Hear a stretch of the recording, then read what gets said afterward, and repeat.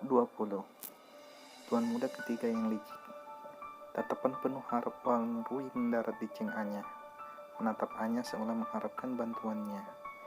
Tatapan Rui sepertinya menyeratkan bahwa dia dan Anya pernah terlibat dan Anya tidak akan membiarkannya dalam kesulitan. Cheng Ying mengangkat bibirnya dengan sikap acuh tak acuh dan setengah berpikir untuk memarahi Wang Rui secara menyeluruh. Beraninya Wang Rui meminta bantuan Cheng Anya di depannya, mempermalukannya. Ye Chen dengan dingin melihat kegagalan mereka berdua dan tersenyum dingin. Berapa banyak pria yang terlibat dengan sekretarisnya? Yang Zekun Wang Rui. Sepintas orang tidak dapat berasumsi bahwa Cheng Anya adalah tipe yang menyukai pria. Ye Chen bertanya-tanya apa yang dikatakan Anya tentang itu. Cheng Anya melihat ke bawah dan berkata dengan sopan, "Tuan Ketua, saya hanya sekretaris. Anda telah menemukan orang yang salah untuk berkonsultasi sehubungan dengan keputusan besar seperti itu. Selain itu, kabar Anda berkonsultasi dengan sekretaris Anda untuk kasus sepele seperti itu akan mempengaruhi harga saham MBS jika bocor, dan saya harus menanggung kesalahannya." Tuan muda ketika ia menyipitkan matanya, mengancam dan menatap Cheng Anya dengan tatapan maut. Anya, wanita celaka itu, pasti bisa secara tidak langsung mengkritiknya sebagai orang gila. Dengan nada yang lebih dingin dari wajahnya, tuan muda ketiga ia berkata, "Anya, kamu bahkan tidak dapat memberikan pendapatmu untuk kasus yang kamu anggap sepele. Sebagai kepala sekretaris saya, apakah Anda yakin siap untuk pekerjaan itu?" Cheng Ying tidak menunjukkan kesenangannya saat mendengar ketidaksenangan tuan muda ketiga Ye. Dia tidak sabar menunggu tuan muda ketiga Ye memecat Cheng Anya dari MBS. Cheng Anya melanjutkan dengan mengatakan, "Dengan segala hormat, ini adalah nilai 2 sen saya untuk kasus yang Anda bersikeras untuk saya pendapat. Wang Enterprise adalah perusahaan peralatan mapan yang memiliki banyak pelanggan yang kembali dan memiliki citra perusahaan yang baik. Mendalami tradisi adalah kekuatan Wang Enterprise melawan para pesaingnya. Namun, dalam beberapa tahun terakhir, Wang Rui sering menggunakan dana perusahaan untuk berspekulasi di pasar saham dan tetap tidak menyesal meskipun mengalami kerugian berulang. Selanjutnya, kualitas produk Wang Enterprise tidak lagi seperti sebelumnya ketika melakukan bisnis, terutama dalam pengertian tradisional. Seseorang jauh lebih baik mumpuni dan praktis. Oportunisme Wang Enterprise menghadirkan terlalu banyak risiko dalam berinvestasi MBS di dalamnya, dan setiap investasi prospektif di Wang Enterprise tidak dapat menghasilkan pengembalian apapun. Cheng Anya mempertaruhkan IQ tinggi anaknya, dan pria licik seperti tuan muda ketiga Ye telah mengambil keputusan dan berencana membuat Anya jatuh. Betapa berbahayanya, betapa jahatnya, benar-benar sesat. Dengan atasan seperti itu, tidak heran bawahannya secara mental tidak waras. Cheng Anya, omong kosong apa ini? Wang Rui meledak marah saat dia berdiri dari sofa. Chen berhasil tersenyum dan tahu bahwa sementara Anya tampak cukup polos, dia telah benar-benar mendekonstruksi Wang Rui. Oh, betapa menggemaskannya Anya, pikirnya, karena dia tidak tahan untuk memarahi Wang Rui. "Bos Ye, tolong jangan dengarkan triple Anya. Dia hanya cemburu karena Wang Rui putus dengannya bertahun-tahun yang lalu dan memilihku sebagai penggantinya. Dia membalas dendam terhadap Wang Rui, jadi jangan dengarkan kebohongan Anya karena dia iri dengan kita yang bahagia bersama." Cheng Ying menatap Anya dengan penuh kebencian, dan kemudian pada Ye Chen dengan penuh kasih dalam upaya untuk melakukan pengendalian kerusakan. Mata Cheng Anya melebar dan keringat dingin mengalir di punggungnya. Bab 21. Memukul paku. Mendesak. Jika mereka tidak membutuhkan bantuan Ye Chen dan terkunci dalam rapat di kantor, dia akan lupa bagaimana rupa Wang Rui dan Cheng Ying. Iri. Apa lelucon dunia itu? Apakah ada tunggal tentang kalian berdua yang pantas dicemburui? Alis Ye Chen berkedut mendengar komentar Anya. Apakah dia menipu Anya? Apa dia jatuh cinta padanya? Ye Chen menyipitkan matanya, sepertinya menggodanya. Mr. Cheng, dunia batin begitu kaya dengan emosi. Cheng Anya dengan sopan membungkuk dan tersenyum. Omong kosong apa? Emosi Bosye kaya dan penuh warna. Saya akan menjadi buahan tertawaan jika emosi saya tidak sekaya bos saya. Yang dimaksud Anya adalah dia harus tegar dan agresif seperti bosnya. Tatapan Ye Chen berkedut dan memberi Anya tatap maut.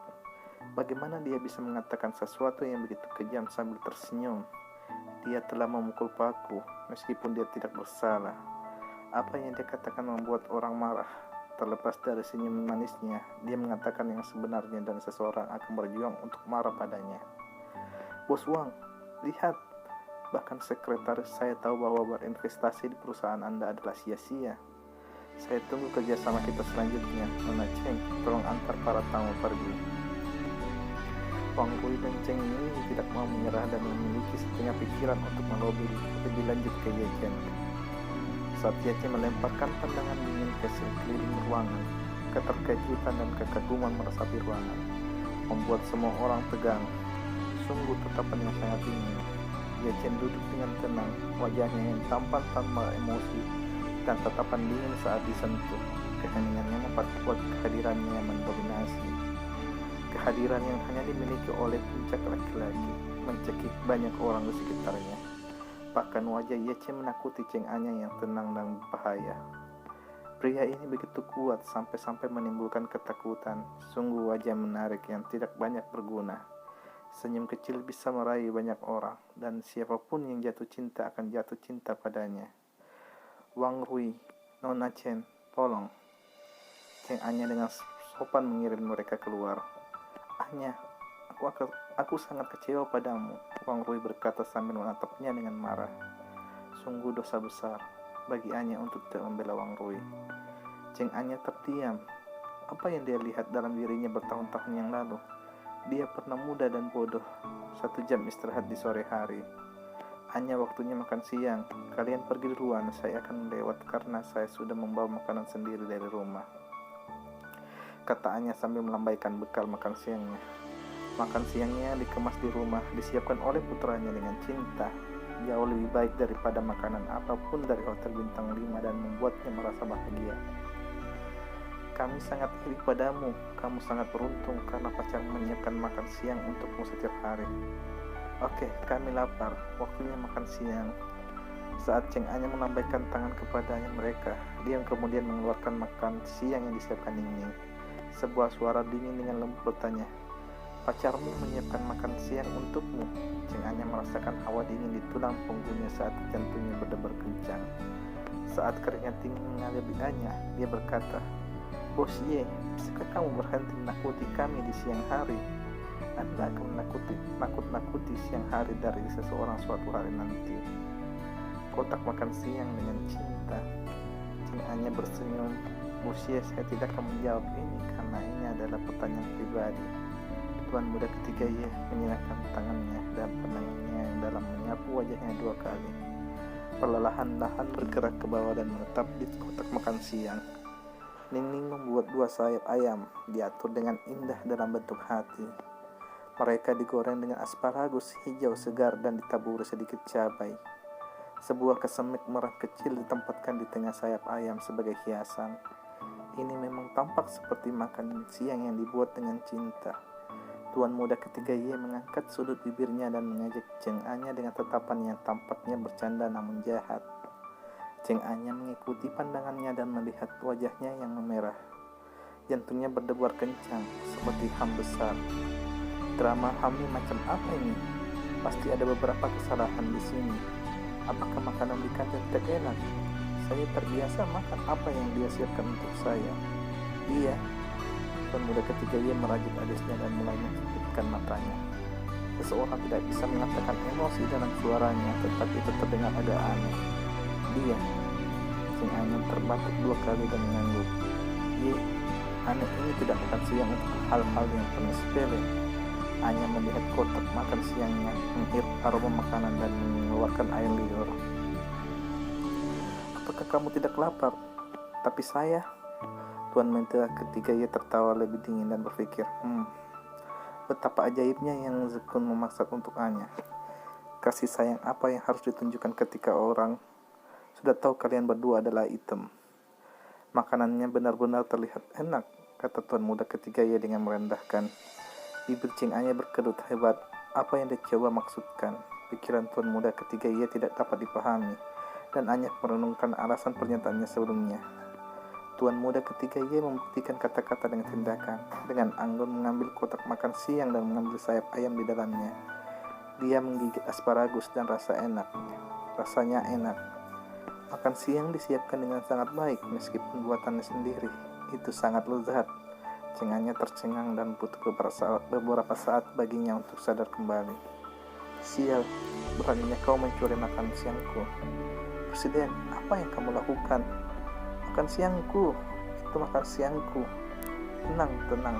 Menjadi impulsif tidak akan membantunya di sini.